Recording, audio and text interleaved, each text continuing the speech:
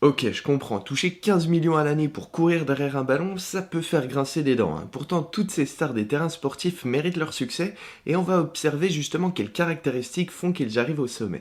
Hey, c'est Vince, et aujourd'hui tu l'auras compris, on va analyser le cas des sportifs de haut niveau, voire même de très haut niveau, et présenter 5 principes fondamentaux dans leur vie d'athlète. Ce que je vais partager à travers cette rapide étude de cas, ce sont des principes qui rythment la vie de celles et ceux qui agissent dans le sens de leurs ambitions, et pour ça je pense que l'élite du sport en est un très bon exemple. L'idée n'est pas de faire une vidéo adressée seulement aux sportifs, mais bien à quiconque souhaitant atteindre le succès via ses projets. Alors oui, j'ai fait une sélection de 5 dans cette vidéo, il y en a plus et j'en ai même d'autres en stock, mais cette fois-ci je ne vais pas me prononcer sur un éventuel autre numéro, ça a pas l'air de faire son petit effet. Je vous partage ça pêle-mêle, 5 principes, c'est parti.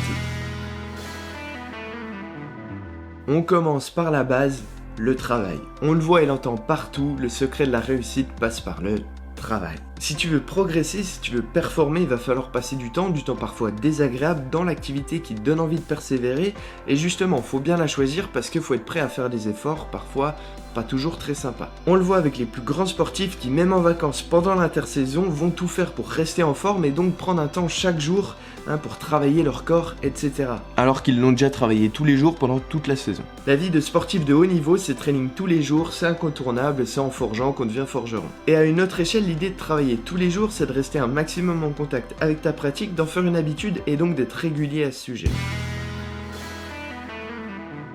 Là, je fais le lien avec le budget et le temps dans les soins que prennent tous les sportifs de haut niveau pour continuer de performer tous les jours.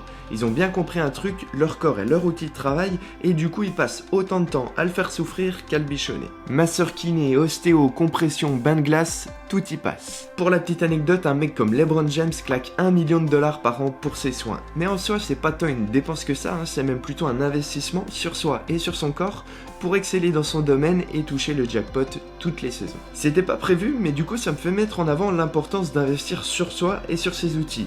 À mon échelle, si j'ai envie un jour de step up vraiment dans le YouTube Game, il faudra sûrement que je passe par un logiciel de montage plus qualitatif et du coup forcément que je me forme dessus. Parmi tant d'autres besoins bien sûr. Et ça contrebalance aussi avec le premier principe dans le sens où tout travail acharné sans repos ne conduit qu'à des situations peu enviables.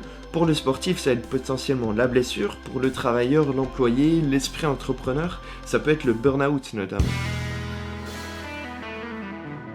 Savoir qu'on peut gagner, ça paraît assez bête, mais c'est aussi fondamental. Alors oui, souvent on va percevoir les grands sportifs comme des personnes ayant un bon gros melon. Ils sont bien sûrs d'eux, parfois trop, mais ce qui est certain et utile, c'est qu'ils croient en eux et leurs capacités. Et dans tout projet où tu vas affronter la critique, les obstacles, l'échec, si tu n'as pas le sentiment profond que tu en es capable, alors en effet, tu n'y arriveras pas car tout sera une bonne raison pour arrêter. Mais si avant d'entrer dans l'arène, tu penses en être capable, alors tout devient une raison pour le prouver.